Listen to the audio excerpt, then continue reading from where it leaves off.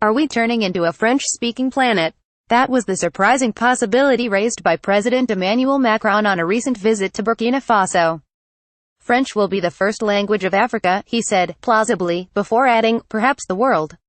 Ah, oui, c'est vrai. No, this is preposterous, and therefore very French. It's true that a 2014 study by, coincidentally, a French investment bank did indeed suggest that French could be the most spoken language of the world by 2050, assuming enormous population increases in Africa. But, given that French is currently the first language of only 75 million people, most observers still bet on English or Mandarin Chinese. Macron's real message, perhaps, was simply that France is important, because talking up the French language has always been a proxy way of talking up the importance of France itself. The Académie Française called the proposal to allow some university courses to be taught in English linguistic treason. France's post-colonial equivalent of the Commonwealth is explicitly a language-based club, the Organisation Internationale de la Francophonie, International Organization of the French-Speaking.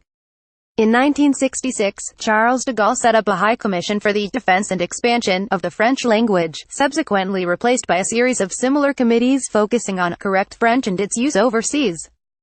Of course, there is the Académie Française, created in the 17th century to protect French from the noxious influence of Italianisms, but which today sees global English as the great enemy.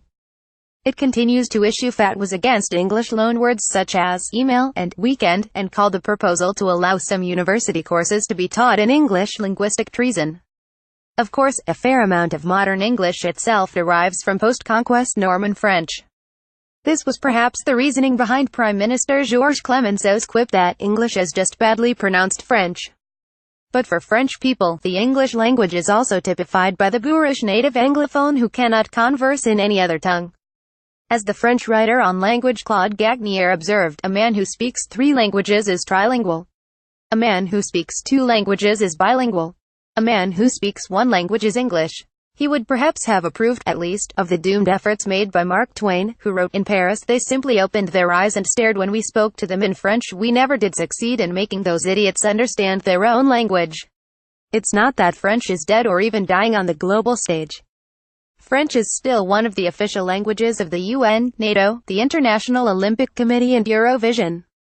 But the days of its global pomp, when it was the language of international diplomacy and spoken by much of the global elite, are long gone.